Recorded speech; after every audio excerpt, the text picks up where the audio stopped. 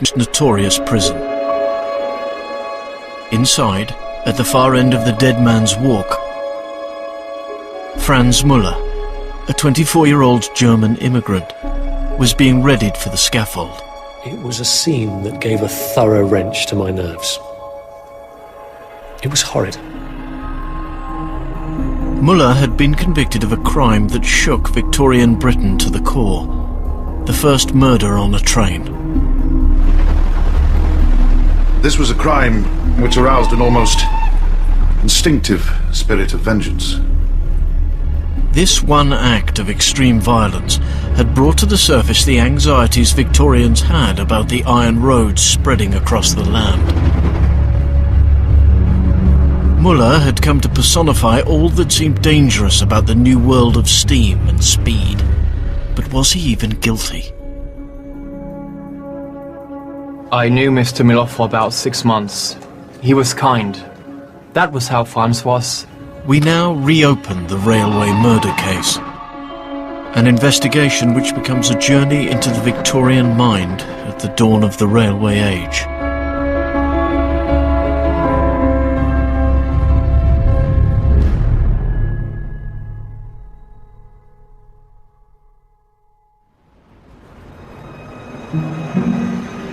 '21st century London. Its streets shiny with glass and steel. Also a city where the past is everywhere. This film brings Victorian London back to life. We recreate documents and images from the first railway murder. We meet the people who became caught up in this sensational crime.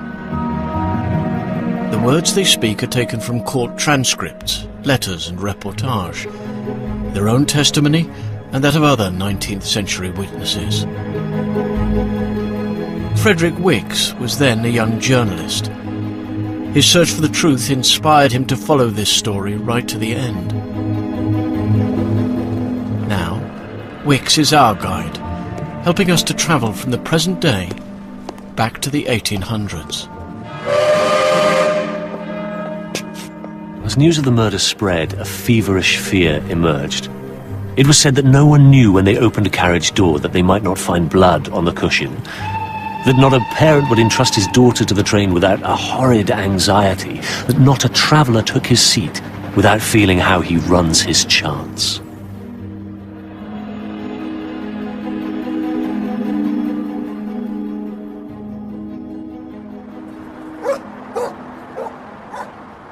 Our investigation begins in Hackney, East London. In the 19th century, a railway ran between this terrace and the main road behind. In 1864, on Saturday the 9th of July at 10:10 p.m, the crime was first discovered right here, as train driver Alfred Eakin later testified.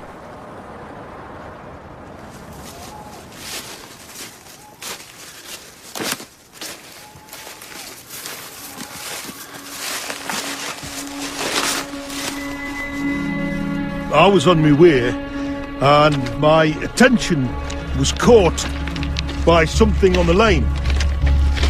I stopped the engine as soon as possible and backed to the spot where the body was lying. He was lying on his back with his head towards Hackney. He was alive at the time. Victorian train drivers were the aristocrats of the new steam-powered world. Railwaymen like Eakin were also resourceful. The victim was quickly moved to the nearest available shelter. I found 4 or 5 people to help carry the body. Several other persons also came to help besides those who carried the body. I suppose there must have been a dozen altogether. The body was carried to the public house, the bottom of the railway embankment. Then called the Mitford Castle, the pub has since been renamed and remodelled. But behind the bar is a small room that has been left as it was 150 years ago.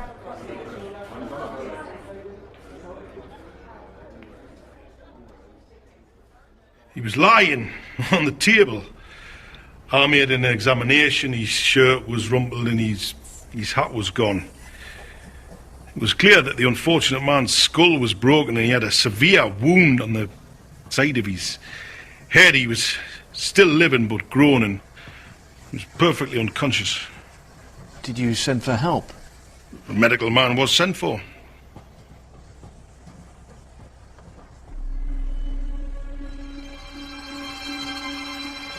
Nobody knew who the body was, nor where he'd come from.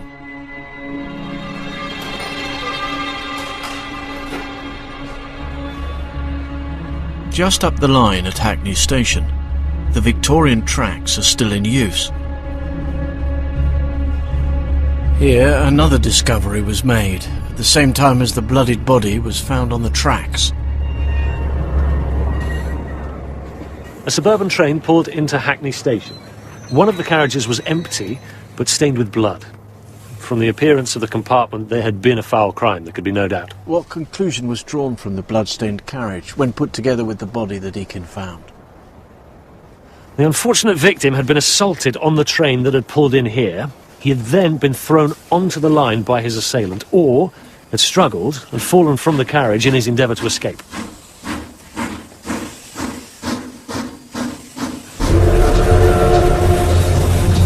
The world's first steam locomotive had been built in Cornwall just 60 years earlier. The 1820s had seen the first passenger trains.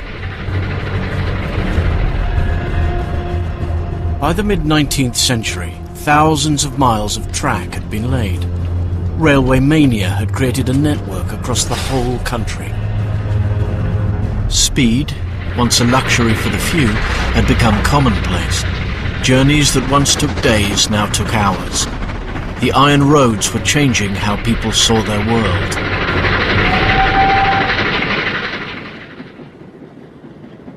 We feel we are approaching almost to the final extinction of space and distance. The surface of our country is shriveling in size.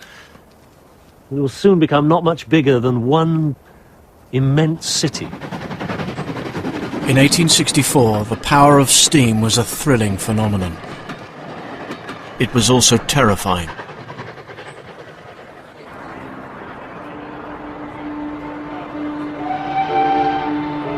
In the early hours of Sunday the 10th of July, the condition of the victim in Hackney worsened. From letters found in his pocket, he was identified as Thomas Briggs. This is his photograph. He was nearly 70. He had a wife and 4 children. His son was also called Thomas. I was sent for at 2 o'clock on Sunday morning, the 10th of July. Police constable called. I was told my father was then gravely injured and in the back room of a public house called the Mitford Castle.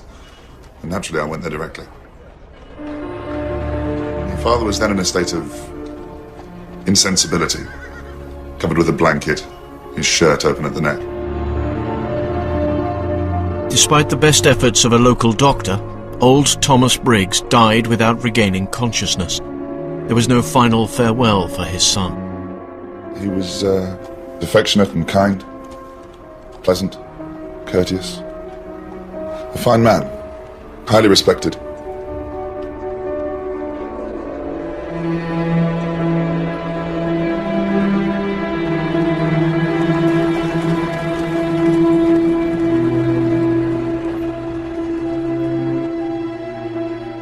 With Briggs's death, this was a murder, the highest and rarest criminal incident. Now, even this had happened in a railway carriage.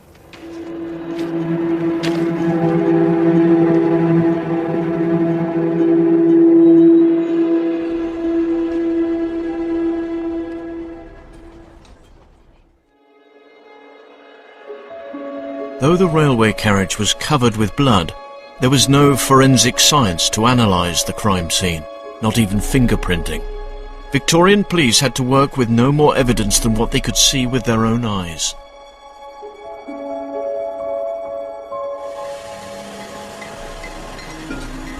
The police investigation was led by an up-and-coming detective. Inspector Richard Tanner was described by his colleagues as brilliant.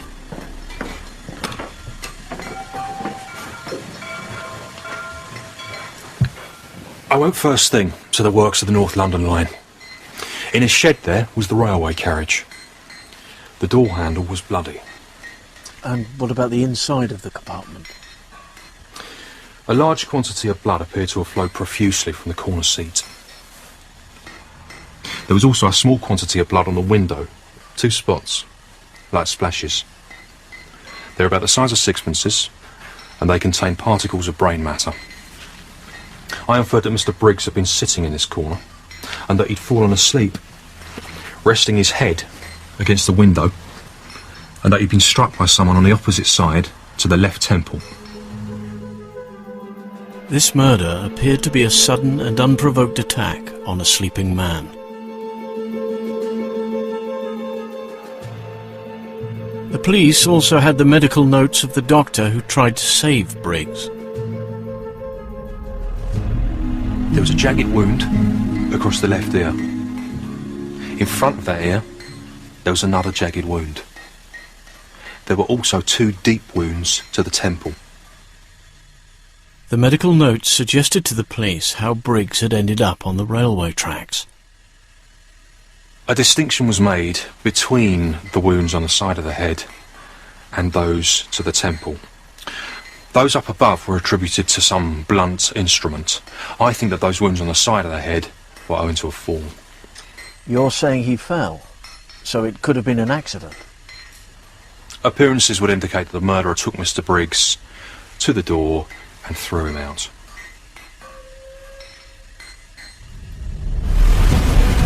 The first railway murder immediately captured the imagination of the public and the press. It was one of the foulest murders of our time. A thrill of horror ran through the whole country at news of this murder. Within seconds would have come the crushing blow. It was the rapidity of the incident, done on a frequented line, that caused alarm in the public mind. We were face to face with a fact which brought home to our mind with the utmost force the perils of railway travelling. The new rail network meant that for the first time newspapers were available all over the country. Huge press empires were being created, and new readerships were often built on the back of true-life whodunits. A new reading public sprang up under the stimulus of this curiosity. People had to have their papers and learn, even in the farthest village of the United Kingdom, how the case was going.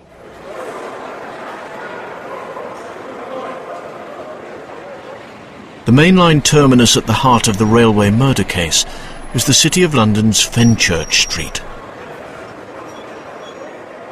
150 years ago, this was the start of a new suburban route called the North London Line. And here old Thomas Briggs had boarded the train on which he'd ridden to his death.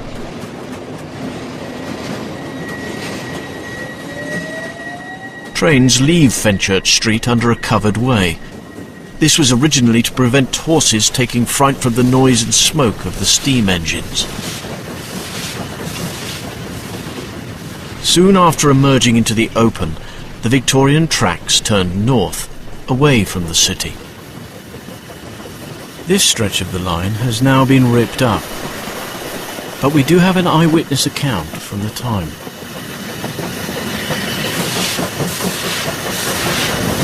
Pass through fields to the Four Commons. You get to breathe a bit more freely. We've left behind the smoke of the chimneys.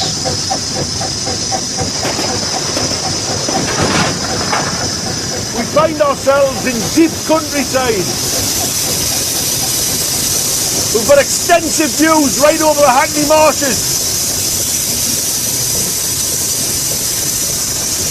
Then on the right rises the tower of the old Hackney Church.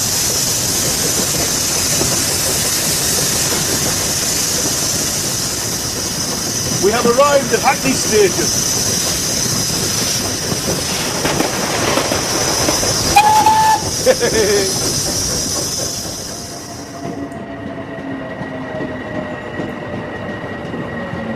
Hackney Station, where the blood-stained carriage was found, and where Briggs would have got off the train if he'd lived to complete his journey.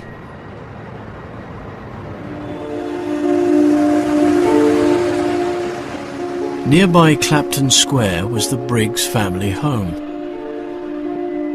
In the 1860s, this was one of the smartest addresses in East London. My father arrived in London from Lancashire as a teenager and got a job in a city bank. And he'd made a success of his life in London. He was a gentleman, greatly trusted and respected by his employers, and held in high esteem by a large circle of friends.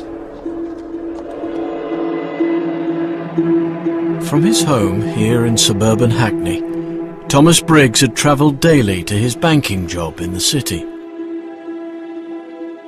He'd been one of London's very first railway commuters.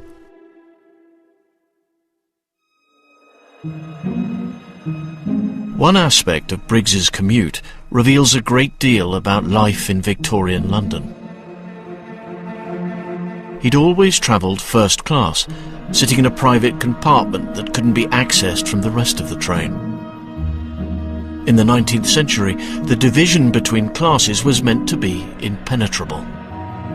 The condition we live in is justly regarded as being one of the strangest ever seen in the world. We have more riches than any other nation, and London is full of wealth of every kind.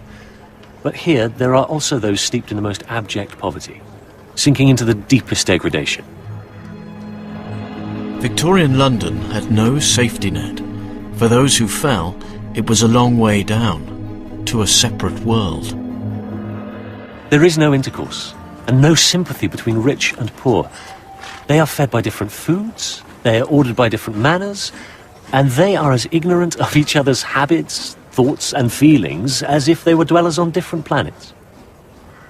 One can only wonder that the whole crazy fabric still hangs together. The murder of Thomas Briggs suggested a new fear, that the train was crashing through class barriers. If we can be murdered thus, travelling first class for a mere step of a journey, we could be slain in our pure church, or assassinated at our dinner table. Panic was coursing along the rails.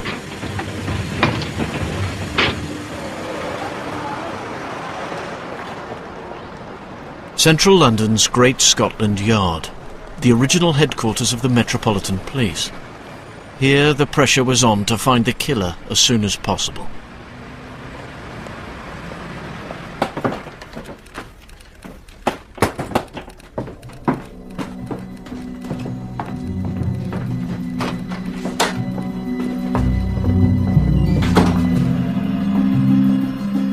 The police investigation of the crime scene produced a promising lead. Inspector Tanner reckoned he had the killer's hat.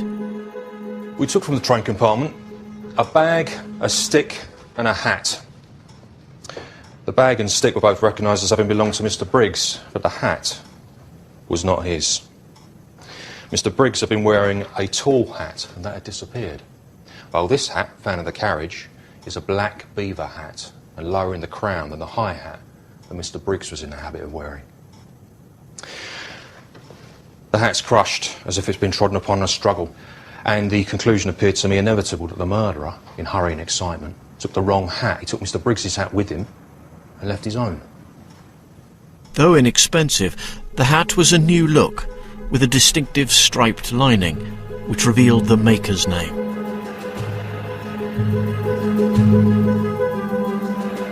Eager to find the owner of the half-crushed beaver hat, the police offered a huge reward. £300 was about 5 years' wages for a working man. I thought, if I could discover the person who wore this hat on that night, I'd have found the murderer. Initially, the police's handling of the railway murder case was highly praised. In 1864, the Metropolitan Police's detective branch was newly established, so their investigative skills were a novelty. The acuteness displayed by these detectives on following the threads of intricate plots was very striking. But days passed by, and nobody came forward to identify the owner of the killer's hat, despite the huge reward. It was another Victorian fashion accessory that gave the police their next breakthrough. A small gold stud. It was found attached to the victim's waistcoat. On it is a broken hook from where Mr. Briggs had once anchored his gold watch and chain. It seems that Thomas Briggs was a victim of petty crime. This beloved old man was killed for a watch. At least this gave the investigation a trail to follow.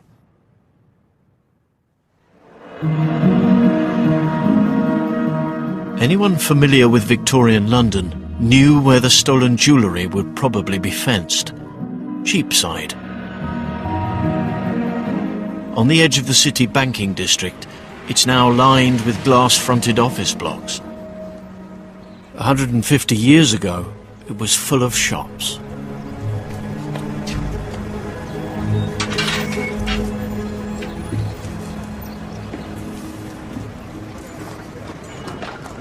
Cheapside is one mass of life. The greatest, busiest street in London, perhaps the world. It is as full of activity as a nest of vipers. There are tailors, shirt makers, tobacconists, and, above all, jewellers. Most jewellers were also pawnbrokers. They exchanged valuables for cash, no questions asked. Here was the nucleus of Victorian London's black economy.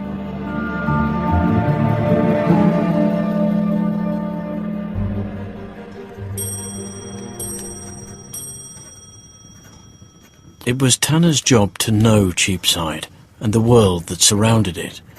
He put out word of the missing watch and chain. A Cheapside dealer with a not inappropriate name came forward with critical evidence.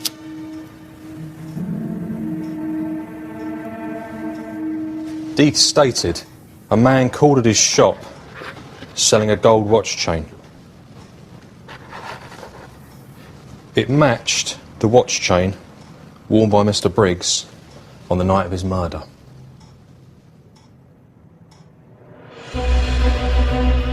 But Deeth didn't know the name of the man who fenced Briggs's watch and chain. The jeweller could barely provide a description of him.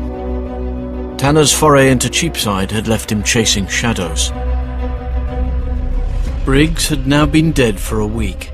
The early promise of the investigation seemed to have led the police into a dead end. The press grew impatient. It was made clear that no stone could be left unturned, no agency unemployed to bring to justice the perpetrator of this crime. Then, after more days of silence, someone came forward to claim the £300 reward. A cab driver called Jonathan Matthews said he knew whose hat Tanner had found.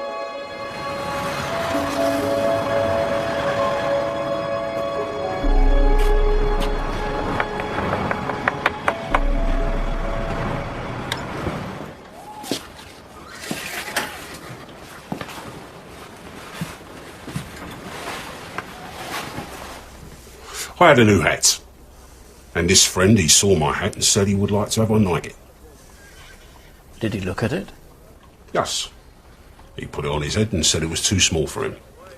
But he said he should like one like it, and I said I would get him one if he wished it. And you got him one? Yes. At what shop? At the same. What same? What shop? At the Hatters. Of course, but where? Mr. Walker's, Crawford Street, Marylebone. Matthews identified the owner of the hat as a young German immigrant called Franz Müller. He was working for a brother-in-law and came to dinner frequently, twice or 3 times in a month. After one of these dinners, Müller had even given Matthews' family a portrait of himself. Calling cards with photos on were then the latest fashion. Tanner now had a name and a photo of a suspect. But along with it came disappointing news. This bird had flown. Matthews said he didn't know where Muller was gone, but that Muller had told Mrs. Matthews, the cabman's wife, that he was going to America. Matthews' account didn't entirely add up. He hadn't contacted the police until after Muller had disappeared. Matthews later claimed it was because he hadn't heard about the Briggs murder, despite it having been the talk of the town for a whole week.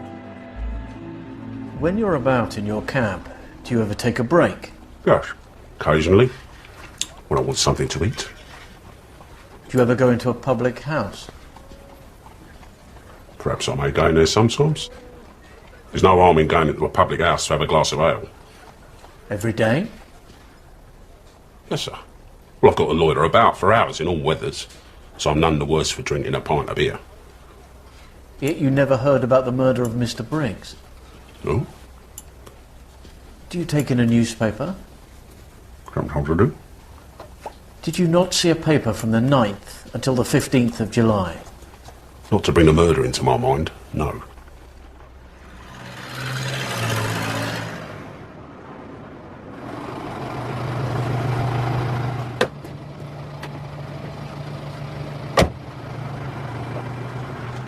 They are great readers of newspapers, the cabmen, and in this they devote themselves first of all to the police reports. I find it almost impossible to believe that Matthews is telling the truth when he says he knew nothing whatever about this before Friday.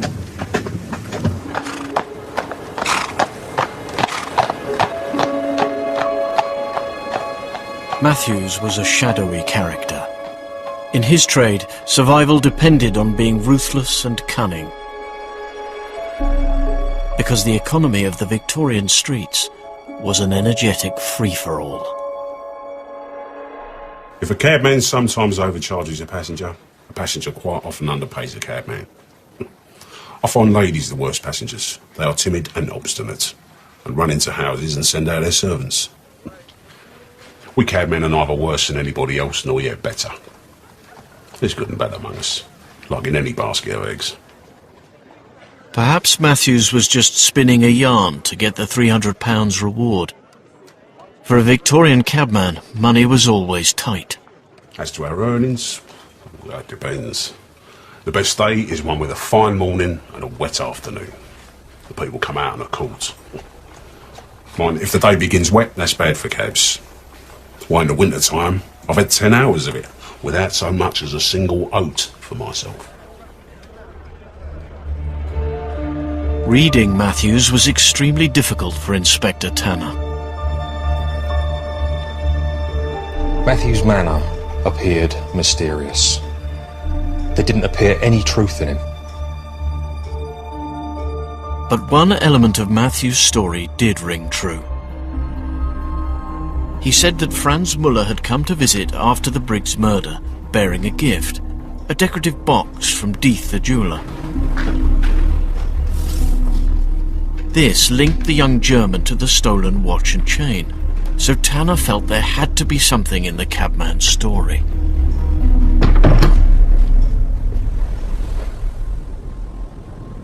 The police soon established that Muller had boarded a ship called the Victoria, part of the fleet that crossed the Atlantic carrying emigrants from Europe, hoping to make a fresh start in New York.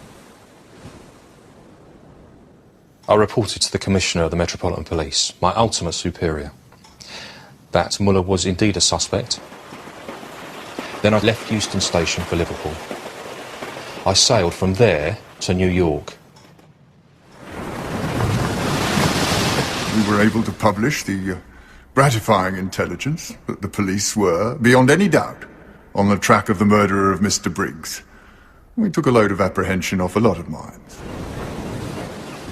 Although he had a head start, Muller's ship, the Victoria, was wind-powered and would take over a month to reach America. He was about to be caught up by the Industrial Revolution.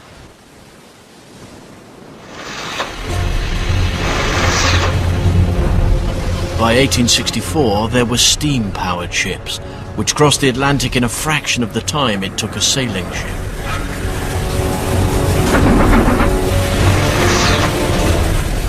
Though he'd left after Muller, Tanner steamed into New York weeks before him. Now Tanner lay in wait for his prey.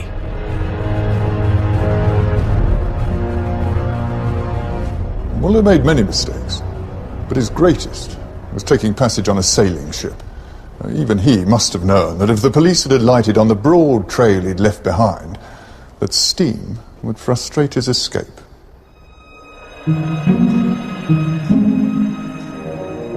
Back in London, Muller, up till now an enigma, was becoming better known. A report sent to the Yard by the police in Germany states, reflecting on his character and conduct, nothing whatever has transpired to his disadvantage. But after coming to Britain, Muller slid almost to the bottom of Victorian London's steep social pyramid. It seems that Muller was apprenticed as a gunsmith in his native country. He came over to England about 2 years before the murder of Mr. Briggs, and failing to find work as a gunsmith, he turned tailor.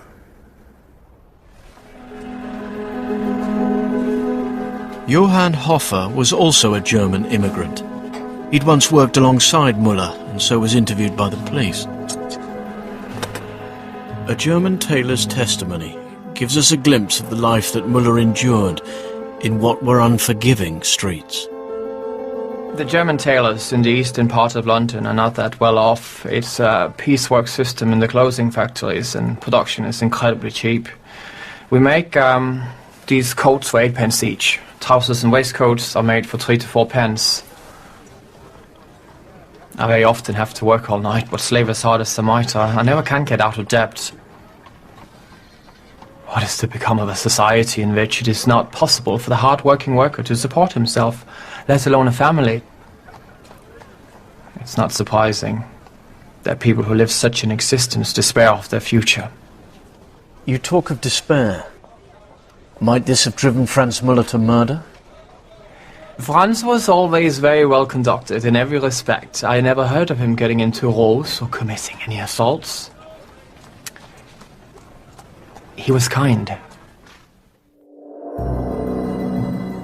Across the Atlantic, Muller breezed into New York Harbor on the 25th of August. He'd no idea the police were lying in wait for him. I found Muller on board the Victoria. I remember he said to me, "What's the matter?" And then what? The American police officer I was with said, "You are charged with the murder of Mr. Briggs," and I followed up with, "Yes, on the North London Railway between Hackney and Bow on the 9th of July. Muller said, "I never was on that line."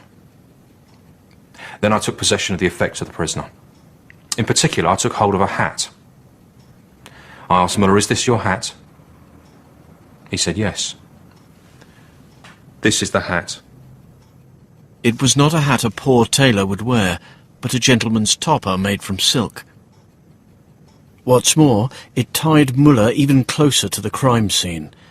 The topper matched the description of the one taken from Briggs on the night of his murder. I asked him how long he possessed it. He said about 12 months. What did you say in reply? I told him I should have to hold him as a prisoner. The hat from the crime scene had made Muller a police suspect. The hat in his luggage seemed to confirm his guilt in the public mind. The hat of the murdered man. If it was true that the hat of the murdered man had actually been found on the prisoner's person, it would have been idle to entertain any doubt as to his criminality. So far as anything that is done in secret can be certain, we were certain that Muller committed this crime. Tanner and Muller embarked for home together on an ocean liner. The two men shared quarters and seemed to have got to know each other on the 15-day passage. I told him that it was usual to place prisoners of his class in irons, but that I didn't wish to put him to any discomfort. If, therefore, he would promise to comply with my requests, I should not iron him. I supplied him with books to pass away the time. I lent him first Mr. Dickens's hilarious Pickwick Papers, then 2 volumes of David Copperfield. Muller behaved himself well. He could not have been a better conducted prisoner. Tanner and Muller's ship docked at Liverpool, from where they took the train south.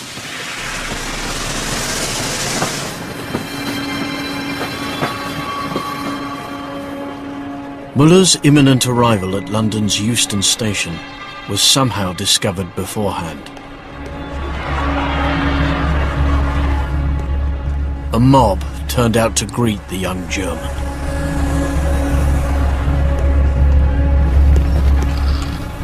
Muller's arrival here was a tumult.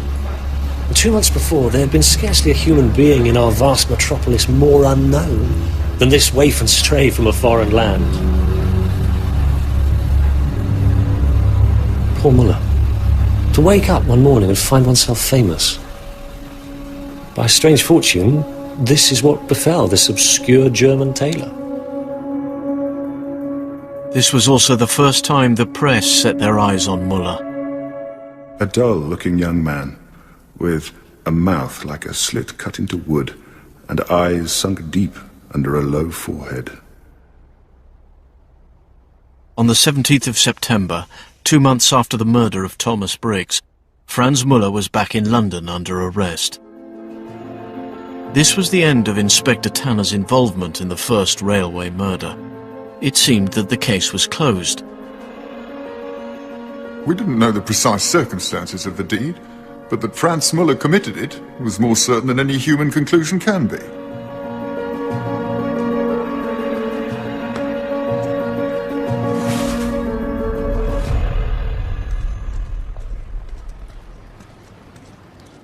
These London backstreets were where Muller was imprisoned while he awaited his trial.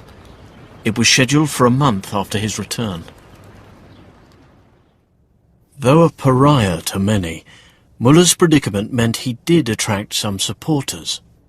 I considered Mr. Muller to be innocent of the crime, and resolved to save no trouble or expense to prove him being not guilty.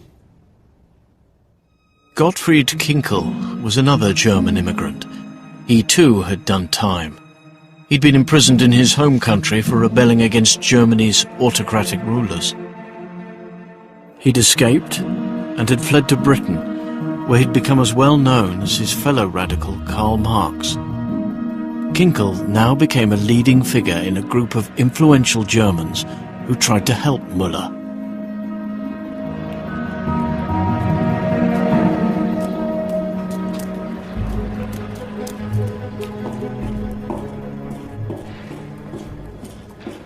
I first met Muller in here. I explained that we were undertaking his defense, that he had friends. When I told him a change of clothes had been provided for him, his lips quivered forth an expression of thanks, as his eyes filled with tears. Things were very bad for him. Miller's whole demeanor was not that of a man who was guilty of murder. His natural kindliness of temper never was seen to change. Yet it was supposed that this poor tailor got into a first-class carriage, able to murder or rob someone in a minute or two. Such a hypothesis was fallacious. Muller's German supporters claimed the case against him was based on prejudice. Germans had initially been welcomed to Britain. By the 1860s, they were the second largest immigrant group in London. But in February 1864, Denmark, a British ally, had been invaded by Germany. Then attitudes had changed. Muller was a German. And Englishmen of those days had been reading often enough in their papers that the war that we were carrying on was nothing better than burglary. So German in English eyes was more likely to be a robber than not. Muller's bad character was by now deeply etched into the public mind. Calling the case against him anti-German prejudice appears to have backfired. With extraordinary obtuseness of feeling, Muller's defense was treated as one in which German honor was also on trial. And every sensible, unprejudiced man, be he a foreigner or an Englishman, must have considered this as impertinence. If some of the Germans residing in England were not happy with that, they had much better stay at home.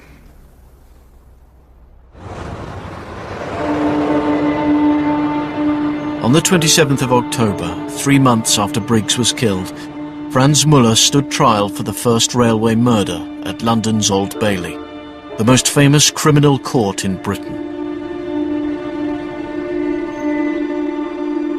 A Victorian courtroom contained little that looks like justice to 21st century eyes. In the 1860s, someone accused of murder wasn't allowed to say a word in their own defence, other than to enter their plea. Muller's plea was not guilty, and the punishment Muller faced if convicted was death by hanging in public.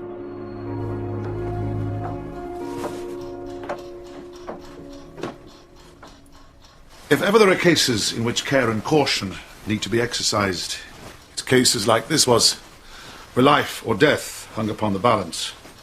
The jury had the transcendent power to bid that young man to live or to die.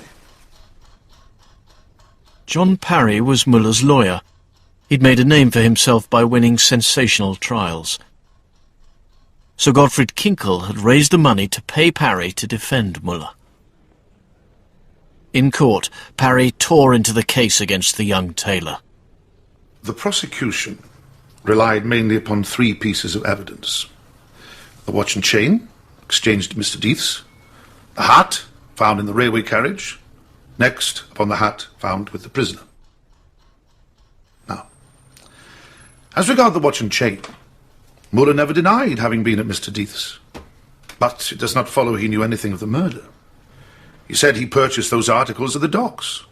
Either the murderer or an agent of the murderer must have sold them to him. And the hat that is supposed to belong to Mr. Briggs, well, there are 1,000 just like it at the second-hand market. Muller said he'd had his 12 months. As regard the hat found in the railway carriage, Matthew's evidence was entirely unreliable. Does anyone believe he never heard of the murder for a week after it was in the newspapers? Matthews was evidently actuated by a desire to obtain the reward. That has animated his whole conduct.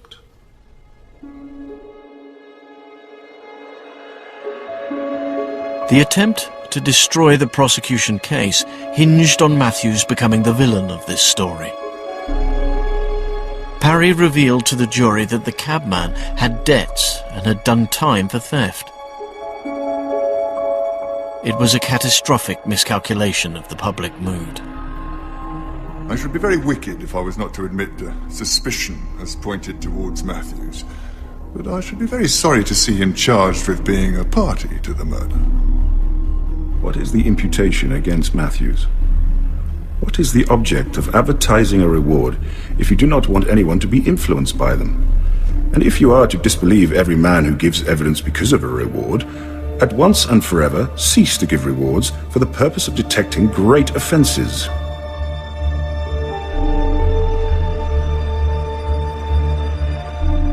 Matthews was regarded as a lovable rogue. His testimony was accepted and the case against Muller remained strong. So Parry played his trump card, an alibi for Muller. Camberwell, in South London, was miles away from the scene of the attack on Briggs. Here, just off Vassal Road, where there is still a terrace of Victorian cottages, Muller was seen just minutes before the murder.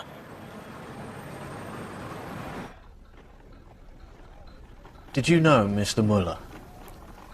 Yes, I met him at 12 months ago. Did you see him often? He asks, did you see him often? Yes. Yes. Mary Ann Eldred, a young deaf woman, was Muller's sweetheart. She testified along with her landlady, Elizabeth Jones. When was the last time you saw him? Before the 9th of July? He says, when was the last time... I met him on the Saturday preceding the 9th of July in Sheepstead. And did you see him on the 9th? The night that Thomas Briggs was murdered? I went out at 9 o'clock. Mary Ann wasn't at home. She had gone out at 9 o'clock and she'd been out about half an hour. Muller called to see her and found she wasn't at home. He stayed talking with me about 5 or 10 minutes at the door. I'm quite sure it's as much as 9:30 o'clock. He then left. Elizabeth Jones's testimony put Muller in South London only a few minutes before he was alleged to be killing Thomas Briggs in a train on the North London line. I'm quite sure it was Saturday evening, the 9th of July, about 9:30, that I saw that young man. I thought his name was Miller. And I used to call him a little Frenchman. I didn't know he was a German. Mary Ann used to say that he was a German, but I was calling him a little Frenchman. Parry's unveiling of an alibi was the first glimmer of hope for Muller in many weeks. But under cross-examination, another story emerged from behind this tale of a missed rendezvous with a sweetheart. Parry's key witness was exposed as a prostitute. Mary Ann Eldred was what is called an unfortunate girl. But moral indignation ought not to press too heavily on her head. We all know well what is going on in all the classes, from the highest to the lowest. Victorian London's sex industry was vast. There were an estimated 55,000 prostitutes, about 1 for every 20 adult men. What drove many women into prostitution was economic necessity. I had worked at shirt making. The buying for a fronted white shirt. I got 10 each for them. By working from 5 o'clock in the morning till midnight each night, I was able to do 7 in the week. This brought me to a profit of 15 pence. It stands to reason that no one can live, pay rent and buy clothes upon 15 pence a week. So I was forced to go out at night to make my living. I can, and I will solemnly state, that it was the smallest of the price for my labour that forced me to prostitution for a living. Cruel to call them prostitutes. I know how horrible this is. In my heart, I hate it. My whole nature rebels against it. And no one but God knows how I struggle to get a tap.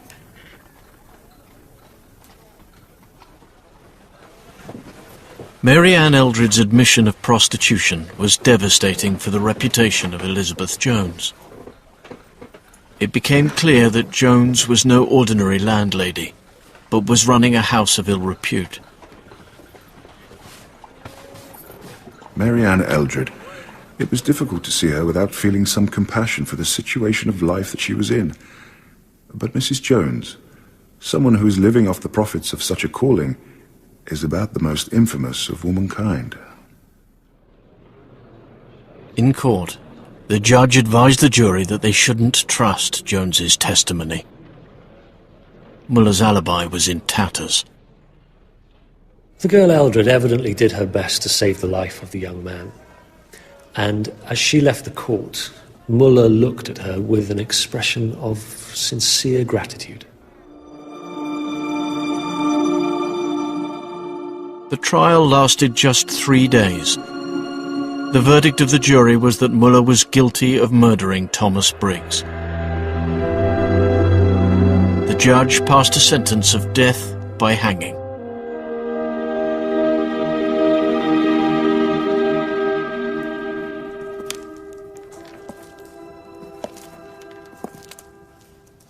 Gottfried Kinkel refused to give up the fight for Franz Muller. A petition was organised and sent to the Home Secretary begging for mercy.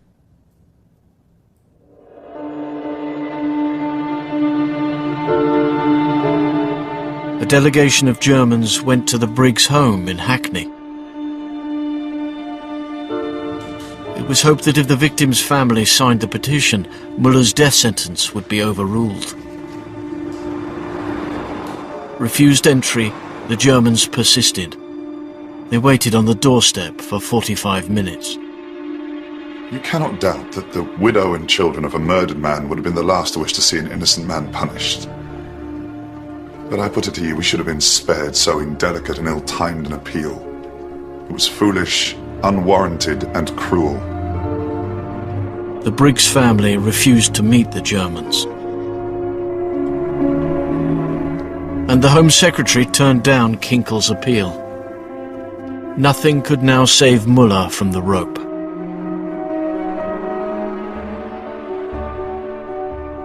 What had begun in death, by the law which society these days maintains, also ended in death.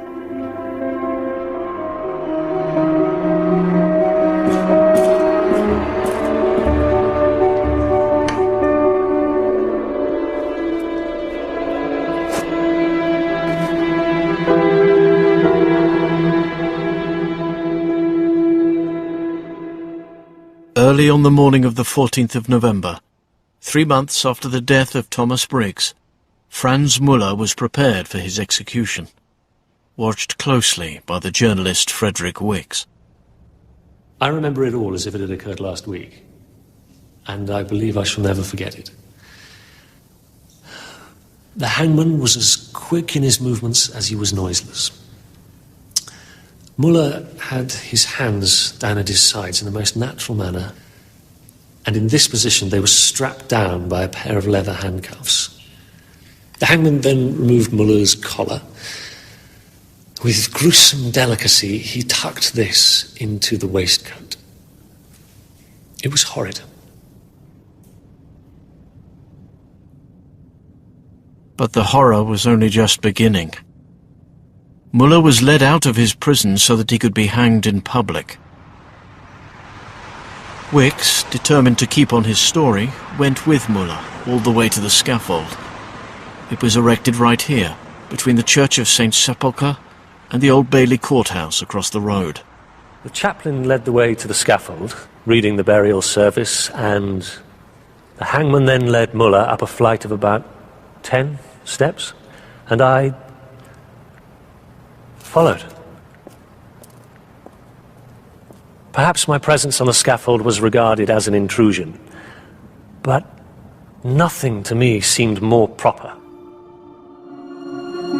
From up on the scaffold, Wicks had a condemned man's view of a judicial slaughter. 50,000 people came to see Muller hang.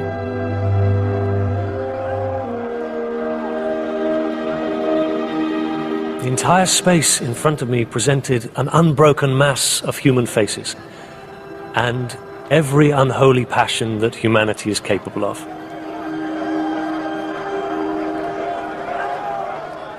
The mouths of all the myriads of dirty, yellow faces were open, and all the thousands of eyes upturned upon the spot where I stood. Meanwhile, the hangman put the rope round Muller's neck and tightened the slip knot just under his right ear. And last of all, he pulled a dirty yellow hood down over the man's head to his chin. He then stood aside. The priest continued to beseech Muller to confess his crimes, but Muller preserved the same stolid, unimpassioned manner that had characterized his attitude throughout. I stood just behind him as the drop fell. Then a movement, so slight it could scarcely be called a movement, but rather an almost imperceptible muscular flicker went through Muller's frame. This was all, and Muller had ceased to live.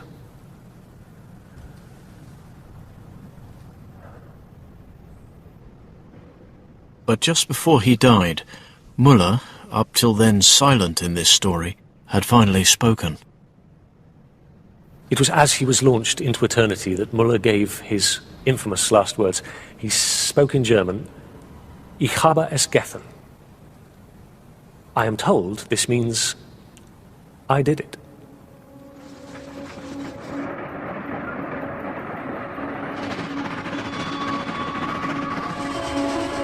In a few years, the terror inspired by the first railway murder faded. The train became part of everyday life.